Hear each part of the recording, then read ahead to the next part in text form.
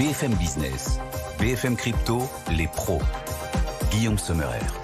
C'est votre part hebdomadaire d'avenir. Pour faire de vous, oui, les témoins du monde qui se construit, des contemporains du futur. Bienvenue à tous, vos pros des cryptos, c'est chaque vendredi. Et nos talents non fongibles sont en place, nos NFT, rien qu'à nous, ils sont là. Claire Balva, bonjour Claire. Bonjour Guillaume. Bienvenue Claire Balva, VP Stratégie pour Deblock. Et Owen Simonin, il est à la tête de Meria. Bonjour Owen. Bonjour. Et sa chaîne YouTube Hasher avec un H au début bien sûr. Mais d'abord, avant de parcourir l'ensemble des actualités de la semaine ensemble, le sommaire à suivre, Vincent Gann est avec nous, analyste technique indépendant pour mesurer ce que les cryptos ont dans le ventre. Bonjour Vincent. Bonjour Guillaume, ravi de vous retrouver. Ravi de vous retrouver aussi, on espère que vous avez passé de bonnes vacances Vincent. Oui. Vous avez l'habitude de surfer vous l'été, hein, Vincent? Oui, parfois, de temps en temps, mais cette année, j'ai préféré la campagne. Ah voilà, plus campagne, voilà. Même si sur les cours des cryptos, vous nous habituez à surfer effectivement aussi, avec ces seuils techniques à ne pas rater. Tiens, le cours du Bitcoin qui lui reste bloqué quand même, après son récent record historique au mois de mars, ça reste bloqué, les compteurs restent bloqués sous ce record. Et le tout semble s'installer, Vincent. Où en est-on dans le cycle tendanciel du Bitcoin? Oui Guillaume, alors vous avez relevé 2 points intéressants. Ça fait effectivement 6 mois, à peu près 6 mois, que le cours de Bitcoin s'est mis en pause sur son record historique. Il l'a atteint en mars dernier, il l'avait atteint d'ailleurs trop rapidement. 6 mois de transition latérale. Bon, je rappelle quand même qu'en amont, le prix du marché avait quadruplé depuis les 15 000 $ de novembre 2022. Donc voilà, c'est une durée de pause qui n'est pas finalement si exceptionnelle au regard du cycle monétaire de Bitcoin. Deuxième chose que vous avez relevé, le niveau du doute qui est pas loin d'atteindre son paroxysme, un niveau de sentiment pessimiste qu'on n'a pas vu depuis, à l'époque, la fin du bear market, à l'automne 2022. Je vais vous donner un exemple sur l'année qui vient les 12 derniers mois. Il y a eu 45 jours considérés comme étant des jours de peur. 25 sont concentrés sur le dernier mois. En fait, ce qu'on observe en général, c'est lorsqu'on a ce sentiment pessimiste qui est proche de son paroxysme, on n'est pas loin des phases de correction. De toute façon, ma réponse, cher Guillaume, c'est toujours la même: patience.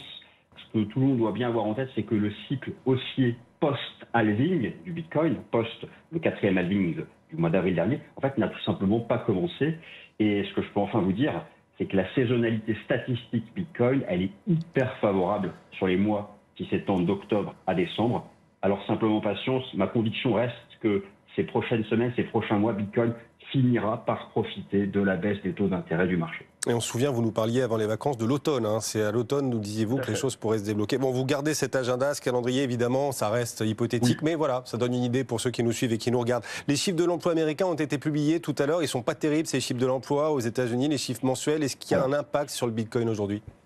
Alors, j'ai envie de dire, quand même, ils ne sont pas terribles. Le pire est quand même évité. C'est-à-dire que tout le monde avait cette crainte du scénario de catastrophe, c'est-à-dire la poursuite de l'augmentation du taux de chômage. Et là, autant vous dire que Bitcoin serait à 50 000 $ en baisse de 10%. C'est pas le cas. Et d'ailleurs, on voit une réaction positive sur les actifs risqués. Après, c'est pas non plus un rapport qui répond à la question de savoir si l'économie américaine tend vers la récession économique. Je dirais rapport mitigé, stand-by, statu quo. Et la prochaine étape, c'est l'inflation US mercredi prochain. Vincent Gann, merci beaucoup. Vous nous accompagnerez à nouveau très régulièrement cette saison dans les pros des cryptos. Merci beaucoup Vincent d'avoir répondu une nouvelle fois à l'appel de BFM Business. Et on va refaire la semaine dans un instant, bien sûr, avec nos experts, nos pros. On parlera des ETF Bitcoin Spot. Plus grosse sortie de capitaux depuis le mois de mai, c'était ces derniers jours. Qui sort ces Bitcoins? Pourquoi faire? On essaiera d'apporter des réponses. Kamala Harris, elle, est la nouvelle candidate démocrate. Enfin, la nouvelle, depuis la fin de la saison dernière des pros des cryptos. Entre-temps, Joe Biden a jeté l'éponge et donc Kamala Harris est désormais candidate. Quel est son programme en matière de crypto? Nos pros des cryptos ont décortiqué effectivement ses propositions sur le Bitcoin et autres. Et puis on parlera de la fiscalité au Japon, parce que alors pour le coup, le Japon est peut-être sur le point de frapper un grand coup en baissant fortement l'imposition sur les cryptos. C'est spectaculaire. Et pourquoi faire d'ailleurs? Pourquoi le Japon compte-t-il baisser la fiscalité sur le Bitcoin? On va poser aussi cette question. C'est votre machine à concentrer l'essentiel chaque vendredi. C'est parti. BFM Business, BFM Crypto, les pros. Avec donc Claire Balva. Ça va Claire? Ça va. On est ravis de vous retrouver. Pleine forme, voilà, c'est la rentrée. On avait fait une première émission spéciale rentrée la semaine dernière. Puis là, on vous accueille à nouveau chaque vendredi à nos côtés. Claire Balva ainsi qu'Owen. Owen Simonin, ça va Owen? Toujours. Bon, et depuis la fin de la saison dernière, il y a eu alors non seulement une nouvelle candidate démocrate aux États-Unis, mais ici en France, on a aussi un nouveau Premier ministre. C'est vrai. On va, à l'occasion des prochaines émissions, on regardera la vision crypto de Michel Barnier. S'il y en a une. Et voilà, c'est le défi que je vous propose de relever pour les prochaines semaines. Il faudrait l'inviter en plateau. Ah bon, on va tenter, bien sûr, on va tenter.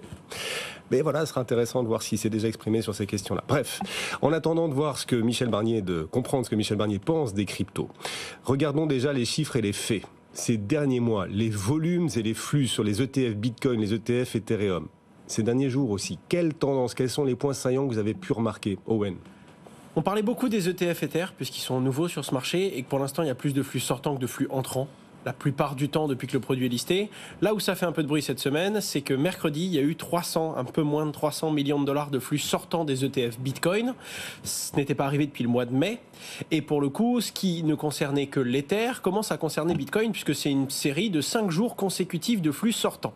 Alors, toujours très délicat de savoir c'est l'argent de qui et où est-ce qu'elle va, puisque c'est l'argent d'un produit, mais on sait qu'il y a évidemment une majorité d'institutionnels, mais tout le monde peut finalement souscrire à un ETF. Donc c'est très délicat de savoir quel type de portefeuille et d'investisseurs est-ce que ça représente exactement. Malgré tout, on voit que ça peut avoir un impact. En tout cas, c'est plutôt cohérent avec la baisse globale sur le marché. Quand on regarde les volumes total du marché des cryptos et les volumes sortants du marché des ETF, il y a peu de chances que ce soit ces volumes sortants qui fassent baisser l'entièreté du marché. Par contre, on sait que la rumeur et la peur impactent énormément le monde des cryptos. Et tout le monde regarde les flux sortants et les flux entrants des ETF. Peut-être que par effet rebond, ça vient augmenter la peur, le FUD, et ça fait vendre certains investisseurs du marché crypto de voir que les ETF ne rapportent plus encore et encore des capitaux, comme ça avait été le cas depuis le listing de l'ETF de BlackRock en début d'année.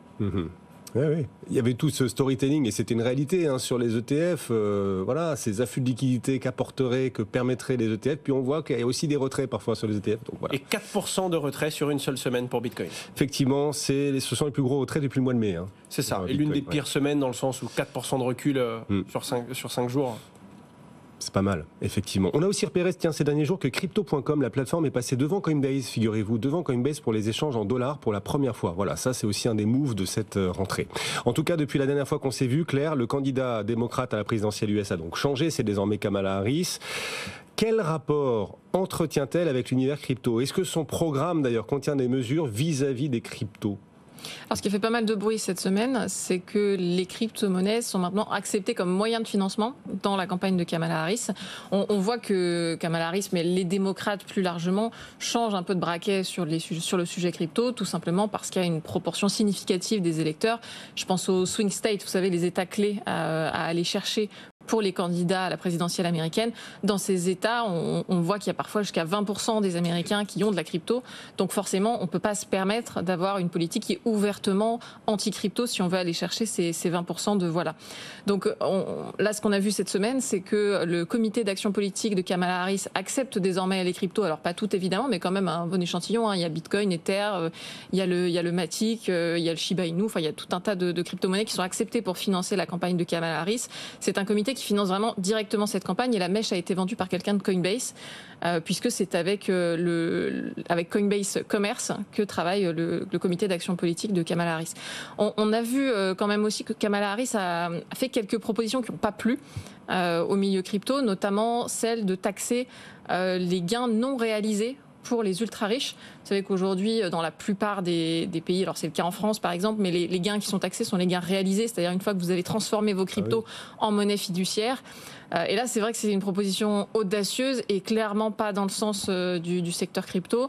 Donc ça n'a pas plu du tout. On sent bien finalement que cette proposition est plus vraiment à l'ordre du jour. En tout cas, c'est pas très clair. Et on voit que Kamala Harris, sur les marchés prédictifs, je pense notamment à Polymarket, a nettement baissé par rapport à Donald Trump, alors qu'il y avait eu une vague pro-Kamala Harris une fois qu'elle avait annoncé sa candidature après l'arrêt de la candidature de Joe Biden. Elle a perdu un peu de terrain là, tout récemment. Donc, 1 milliard de dollars de paris sur les marchés prédictifs crypto sur l'élection américaine. Il y a du budget qui est mis et autant dire que c'est un événement qui va être surveillé de très près par la communauté. Oui, c'est très clair. Alors, Donald Trump, lui, répète encore cette semaine qu'il fera des États-Unis la capitale, c'est comme ça qu'il s'exprime, Donald Trump, les États-Unis deviendront la capitale du Bitcoin et des cryptos. Bon, voilà, les États-Unis, c'est un pays, c'est pas une capitale, mais c'est pas très très grave. On n'est pas à ça près. En tout cas, les fils de Donald Trump, eux, ont lancé un projet crypto qui s'appelle comment? World Liberty Financial. Donald Trump, d'ailleurs, a apporté son soutien à ses fils dans ce projet crypto. De quoi s'agit-il? Qu'est-ce qu'ils proposent, les fils de Donald Trump? Alors, c'est deux de ses fils, donc Eric et Donald Jr., et c'est un peu paradoxal ce qu'ils proposent. Alors, ils proposent un projet qui pour l'instant n'est pas sorti. D'ailleurs, ils mettent en garde, attention aux arnaques. Pour l'instant, c'est une idée qui est en train d'être développée, elle n'est pas live. Ce serait un produit de finance décentralisé qui aurait pour but de mettre en avant et de soutenir le dollar américain pour justement éviter qu'il y ait des stablecoins euros ou des stablecoins yuan qui prennent de plus en plus d'ampleur. Ce qui est paradoxal, c'est qu'aujourd'hui, le dollar américain écrase déjà toutes les autres monnaies fiat du monde en termes de stablecoin. Je ne sais pas dans quelle proportion exactement, mais plus de 95%. Donc c'est déjà une hégémonie dans le monde de la crypto-monnaie. Et surtout, la finance décentralisée se veut être une finance la plus inclusive possible, qui permet tout à tout le monde en fonction de son envie et de ses besoins, en donnant les mêmes droits et les mêmes moyens à chacun. Et donc là, ce serait pour but de faire quelque chose de très ouvert, mais très centré sur le dollar, qui est déjà... Je crois que les deux plus gros stablecoins euros, ça doit représenter 75 millions d'euros dans le monde, alors qu'il y a des dizaines, voire des centaines de milliards avec Tether sur le dollar américain. Donc c'est un peu paradoxal, ça semble être un discours qui peut être difficilement audible par ceux qui connaissent et qui sont déjà experts, mais la famille Trump semble vouloir créer, innover, entreprendre dans le domaine des cryptos et apparemment se lancer dans la finance décentralisée, si on peut l'appeler comme ça. Voilà, mais en même temps au service du dollar. Très centralisé. Très paradoxal. Ouais. Et en fait, ce qu'on voit, mettant avec Donald Trump qu'avec Kamala Harris, c'est finalement une démarche très opportuniste sur ce sujet crypto, puisqu'on voit bien que leurs programmes sont pleins de contradictions et que finalement ils veulent faire de la crypto pour aller chercher des électeurs, mais derrière ça ne veut pas dire qu'ils ont des convictions. L'un des amis, l'un des soutiens de Donald Trump, c'est Elon Musk. Alors Elon Musk, il doit se frotter les mains là, parce que dans l'affaire Dogecoin, il a gagné. Elon Musk, accusé dans une plainte il y a 2 ans d'avoir manipulé le cours du Dogecoin au travers de ses tweets, a finalement gagné en justice. Qu'est-ce qui a fait pencher la décision du juge ? Ouais, les investisseurs lui demandaient quand même 250 milliards de dollars d'indemnisation, ce qui était énorme. Alors, c'était pas dit que, même s'il était condamné, il allait devoir payer ce montant. Mais c'est vrai que c'était un fort enjeu, même pour Elon Musk. Alors, ce qui a fait pencher la balance, tout simplement, c'est la nature des propos d'Elon Musk, pour lesquels il était accusé finalement. Et en fait, quand on lit notamment les tweets qu'avait fait Elon Musk sur le Dogecoin, c'est vrai que c'est risible. C'est-à-dire qu'il disait le Dogecoin est la future monnaie de la Terre, j'en ai acheté pour mon fils, je vais envoyer un vrai Doge sur la Lune dans une fusée, et puis c'est le Dogecoin qui financera la mission. Et en fait, ce qu'a dit le juge, c'est que ces propos-là n'étaient pas de nature à inciter vraiment à l'investissement pour un investisseur raisonnable. Donc en filigrane, ce que dit le juge, c'est que si vous avez investi en lisant les tweets d'Elon Musk, c'est que franchement, vous n'avez pas beaucoup réfléchi. Donc, et honnêtement, c'est vrai que quand on lit ces tweets, c'est compliqué de se dire qu'un investisseur raisonnable a pu adhérer à ça de manière vraiment sérieuse. Maintenant, ça reste une appréciation subjective du juge, en l'occurrence très favorable à Elon Musk. Et ça va être intéressant de suivre, je pense, d'autres futures affaires sur ces sujets-là pour voir quelle est la liberté d'expression de quelqu'un d'aussi influent qu'Elon Musk sur les cryptos et quelle est la frontière entre le sérieux et la blague ostentatoire. C'est les pros des cryptos, votre rendez-vous hebdomadaire. On concentre l'essentiel de l'actualité en à peine une vingtaine de minutes. On vous rappelle le cours du Bitcoin en ce vendredi après-midi. Vous pouvez peut-être nous suivre aussi ce week-end. On est en direct sur BFM Business le vendredi après-midi, en rediffusion, en replay, disponible sur notre chaîne YouTube BFM Crypto tout le week-end. Le cours du Bitcoin aujourd'hui est à 57 000 $. C'est l'objet de la question crypto qui claque. Chaque semaine, on pose une question qui fâche sur nos réseaux sociaux, notre fil X BFM Crypto. Claire et Owen, êtes-vous prêts pour cette première question crypto qui claque de la saison ? On est prêts. Ils sont prêts. Voici la question. Les performances du Bitcoin cet été vous ont-elles enjoué, étonné, énervé, frustré ? Vous avez chacun 2 secondes de réflexion pour répondre. Owen, Claire, je vous laisse bien réfléchir. Vous aussi, chez vous, vous avez peut-être un avis tranché. N'hésitez pas à participer. La question, donc, sur notre fil X BFM Crypto. N'hésitez pas à nous laisser aussi vos commentaires en bas. On essaie de rebondir dessus chaque semaine avec nos pros des cryptos. Les performances du Bitcoin cet été vous ont enjoué, étonné, énervé, frustré, Claire ? Moi, je dirais indifféré. Oh là, franchement. non, c'est pas possible. Owen ? Je dirais frustré, je commence à être impatient. Ah, impatient, mais quoi ? Il nous l'a dit tout à l'heure, Vincent Gann nous disait, et il nous le disait déjà à l'été, début de l'été, au mois de juillet, tout se passera cet automne au mois d'octobre. Mais en fait, je suis plutôt d'accord avec lui, et c'est également ce que je regarde. Je suis d'ailleurs très souvent en accord avec ses analyses. Mais il y a un truc qui m'énerve profondément, c'est que, par définition, si c'est certain, c'est pas déjà pricé. C'est déjà pricé, pardon. C'est-à-dire que si on est sûr que le prix va monter, pourquoi le prix ne serait pas déjà plus haut aujourd'hui ? Et ce qui m'embête encore plus, c'est que tout le monde, un débutant, un gros investisseur, quelqu'un qui gère une entreprise ou qui détient juste un petit peu de crypto-monnaie, tout le monde parle comme si, ça y est, ça va exploser, dans 2 mois ça va exploser. Alors, Est-ce que ce ne serait pas une prophétie autoréalisatrice ? Je l'espère très fortement, mais il y a ce truc qui me gêne puisque c'est contre-intuitif et c'est surtout contre les valeurs mêmes de la finance où tout le monde parle comme si c'est certain, ce n'est qu'une question de temps, une question de semaine, Bitcoin explosera à la fin de l'année. Ça me fait peur. Plus j'avance, plus je sais qu'il n'y a pas de certitude et quand on veut faire un bras de fer avec le marché, on peut souvent se faire très mal au bras.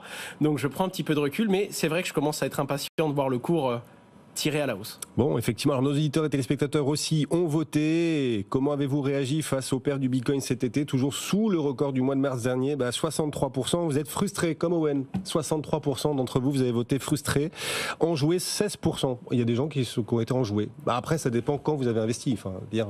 Il y en a qui peuvent parier à la baisse voilà. aussi. Et puis, exactement, puis à 57 000, la plupart de ceux qui ont investi dans le Bitcoin restent en plus-value, a priori. 57 000, ça reste quand même très favorable. Il faut qu'on parle aussi de ce scandale FTX et des suites cette semaine. Il y a eu de nouveaux développements.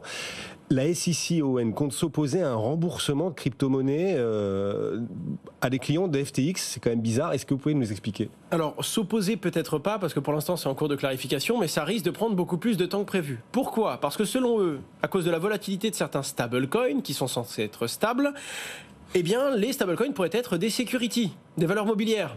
C'est fou, ils n'ont jamais utilisé cet argument, c'est un angle qu'ils découvrent pour la première fois. Et donc il se pourrait, pour des raisons de protection du consommateur, et évidemment de l'égalité, qu'ils empêchent ou qu'ils retardent et qu'ils empêchent tout simplement FTX de rembourser les gens avec des stablecoins qui pourraient être des securities. Beaucoup de gens vont avoir du mal à comprendre que c'est dans leur intérêt. On n'a pas l'impression que c'est pour protéger le consommateur. En tout cas, il semblerait que ce soit pour une question légale, la même question de fond qu'il y avait eu sur les ETF Bitcoin, les ETF Ether et sur plein d'autres procès encore en cours vis-à-vis de la SEC. Qu'il y ait une demande de clarification et donc des délais supplémentaires et que peut-être les gens ne puissent pas être remboursés de cette façon-là. Enfin, si les stablecoins sont des securities, ça pose quand même un paquet d'autres problèmes. Certains stablecoins, probablement dans certains usages, mais ça va poser... Mais tout peut être une security. C'est ça qui est dingue dans la lecture de la SEC et qui va probablement également se clarifier avec l'élection présidentielle américaine. Dans un instant, on va parler d'une nouvelle super favorable à l'écosystème crypto au Japon. Mais d'abord, il faut passer pour aller au Japon aussi par la Corée du Nord. On entrouvre la porte. Ça y est, on y est. On est en Corée du Nord. Et là, ce qu'on constate n'est pas super jobard, pas super crypto-friendly. En même temps, ils sont rien du tout friendly en Corée du Nord, faut le dire clairement. Le FBI, en effet, alerte dans une note. Il nous informe, le FBI, que les hackers nord-coréens visent désormais de manière agressive les sociétés crypto.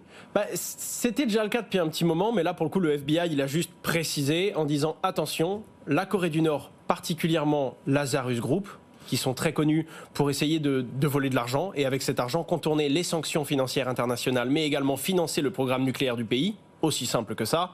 Pour le coup, la roadmap est bien posée.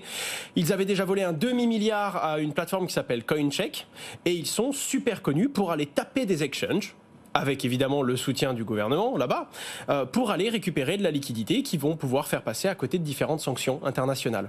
Pour le coup, le FBI ne fait que mettre des mots sur le fait qu'ils sont très actifs, la Corée du Nord, sur ce genre de pratique, évidemment, mais particulièrement en crypto, parce que mine de rien, ce n'est pas des données qui valent de l'argent, c'est directement de l'argent. Et autant dire qu'ils vont avoir, en tant qu'État, un petit peu moins de mal à accéder à des plateformes pour changer ça contre de la monnaie fiduciaire. Oui, ils sont pragmatiques. Alors, plus cool quand même. Dans un instant, Claire, on parlera de Telegram aussi. Il y a de nouveaux développements cette semaine. Il faut que vous nous disiez, là, les tout derniers développements sur Telegram. Ça intéresse toute la communauté crypto. On en parlait déjà la semaine dernière dans la première de la saison et il y a des nouveautés cette semaine. Mais avant d'en parler, plus cool que la Corée du Nord, le Japon. On va manifestement, et on le disait tout à l'heure en sommaire, vers une forte baisse, une incroyable baisse de la fiscalité sur le Bitcoin au Japon. Sacré signal. Et pourquoi faire ? Le Bitcoin et plein d'autres choses. Le Japon traverse une période qui est délicate en ce moment. On l'a vu également le 4 août avec ce qui s'est passé sur le Nikkei qui a perdu 25%, l'indice le plus suivi dans le pays. On sait également que le yen a du mal. C'est justement pour soutenir le yen qu'il y a eu une hausse des taux d'intérêt directeurs, ce qui va un peu à l'inverse des mouvements qu'on voit en ce moment. Et ils sont en train de retravailler toute la fiscalité du pays. Et dans les différents constats qu'il y a eu, il y a le fait que 55% d'impôts, c'est l'impôt actuellement en vigueur sur les crypto-monnaies au Japon. Eh bien, ça fait qu'il y a tout simplement rien qui se développe. d'un point de vue crypto là-bas. Alors rien, évidemment, ce n'est pas le cas. Il y a quelques plateformes, mais ce que je veux dire, c'est qu'ils sont passés à côté. Ils se font un constat très simple. À 50% d'impôt sur ces crypto-monnaies, à quoi bon prendre le risque d'investir dans les crypto-monnaies? Les entrepreneurs ne le font pas. Et les entrepreneurs qui ont envie de le faire vont dans d'autres pays. Ils ont donc perdu un marché. Et ils se rendent donc compte qu'ils ne prennent pas d'impôts ou pas suffisamment sur les crypto-monnaies parce qu'il n'y a pas d'activité à cause de ça. Ils vont donc proposer un changement drastique qui n'est pas encore appliqué, qui sera appliqué apparemment en 2025 pour passer de 55 à 20% d'impôts et pour pouvoir cultiver un intérêt cryptographique et finalement peut-être réussir à générer des revenus en prenant 20% d'impôts sur une activité cette fois-ci existante. Effectivement, c'est la fameuse courbe de l'affaire. Vous savez, à partir d'un certain niveau d'impôt, en fait, les rentrées fiscales diminuent parce que les gens, tout simplement, produisent moins. Ça sert à quoi de produire autant si on est fiscalisé de plus en plus? Donc, à partir d'un certain niveau d'impôt, c'est contre-productif. Voilà. Sur un marché aussi risqué en plus. Il faut vraiment avoir envie de prendre des risques pour ne pas gagner. Quoi. Non seulement vous avez les risques, mais en plus vous avez la fiscalité. Compliqué. Donc, le Japon va faire marche arrière, on peut le dire clairement, et passer sa fiscalité de 55 à combien? 20%. 20%. Bon. Telegram, comme promis. Claire Balva, avec nous, les suites de l'arrestation du patron de Telegram en France. Il s'est exprimé d'ailleurs ces dernières heures. Qu'est-ce qu'on a appris de nouveau cette semaine dans cette affaire, Claire? La grosse nouveauté, c'est justement ce message de Pavel Durov sur Telegram qui donne son point de vue, sa vision. Alors lui, il considère que son arrestation a été erronée. Il a d'ailleurs été surpris par le fait qu'il a été arrêté.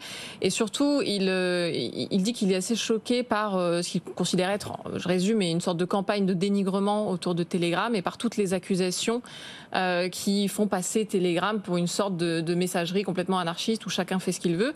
Et lui, ce qu'il dit, c'est que non, il y a des modérateurs et sur Telegram, il y a des millions de messages qui sont supprimés chaque jour lorsqu'ils sont en lien avec des activités ou des opinions illicites. Maintenant, ce qu'il dit aussi, c'est que derrière Telegram, bien sûr, il y a quand même des valeurs. Et que quand la Russie a demandé à Telegram des clés pour avoir accès à des messages et que Telegram a refusé, ils sont partis de Russie.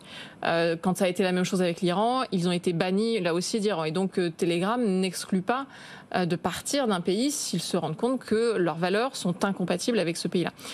Mais finalement, je crois qu'il n'exclut pas de partir de la France d'ailleurs, après ce qui est arrivé au patron de Telegram. Il n'exclut pas, mais il tend quand même la main aux autorités françaises, puisqu'il dit, mais attendez, on avait une adresse email, moi j'ai collaboré avec l'État français, notamment pour empêcher des actions de terrorisme. Donc son message est quand même globalement assez bienveillant envers les autorités, même si, oui, il le dit, il partira effectivement de tout pays avec lequel il y a un achoppement au niveau des valeurs. Après, la petite différence entre la Russie, l'Iran et la France, c'est que la justice ici est indépendante, on le rappelle quand même. Bien sûr, voilà. bien sûr. Pardon. Non, mais j'allais ajouter qu'on a eu également dans les dernières heures quelques changements dans la FAQ de Telegram, en tout cas en anglais, qui met en lumière la possibilité pour les utilisateurs de signaler certains nouveaux messages. Alors c'est une nouveauté dans la FAQ, certains vont dire que le code source de Telegram n'a pas changé, donc on n'est pas encore vraiment sûr de ce qui se passe du côté de Telegram, mais c'est pas impossible que Telegram soit en train d'opérer petit à petit un changement de politique, même si c'est juste en façade et pas dans le code, pour agiter le drapeau blanc vis-à-vis des régulateurs.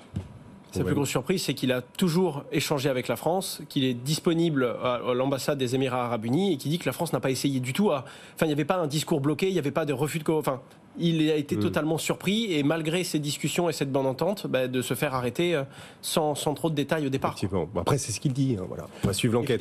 Et c'est un dossier qu'on va suivre chaque semaine dans les pros des cryptos. Surfing Bitcoin, vous y étiez la semaine dernière, Claire. Oui, c'était bien. Tout à fait. C'était différent des autres années cette année, C'était très bien. Alors, moi, je suis intervenue à la journée grand public qui était gratuite. Donc, c'est vrai qu'il y avait beaucoup de personnes, de touristes et de locaux qui venaient de Biarritz pour en apprendre plus sur les cryptos et sur Bitcoin. C'est vrai qu'on a vu pas mal de gens être, je pense, assez surpris finalement de la vision qu'il y avait à Surfing Bitcoin sur Bitcoin par rapport aux autres crypto-monnaies qui étaient considérées comme des altcoins, voire pour certains des shitcoins. Et ça a surpris pas mal de monde dans l'audience. Moi, ce qui m'a surpris à titre personnel, c'est que j'ai eu dans l'audience des questions qui me semblaient être des questions de 2016, sur la technologie blockchain, voire sur la traçabilité de la blockchain, sur des thèmes qui me paraissaient très lointains, mais qui finalement sont encore assez actuels dans la tête de plein de gens. Merci à tous les deux, vous Lydia. Allez, 5 secondes, Owen. Je crois que vous vouliez ajouter un petit mot, non? Je croyais que vous allez me demander combien. Combien d'abonnés sur la chaîne YouTube Asher? 180... Je sais plus. Ça valait le coup. On arrondit. Merci à tous les deux de nous avoir accompagnés. Merci. Une nouvelle saison des pros des cryptos. Claire Balva pour Devlock, Owen Simonin, sa chaîne YouTube donc Asher. Venez vous abonner pour l'aider à arrondir par le haut. On n'est pas très loin de 700 000 abonnés bientôt. On espère que vous les annoncerez bientôt. Vous êtes aussi à la tête de Meria. Bon week-end à tous. BFM Business, BFM Crypto, les pros.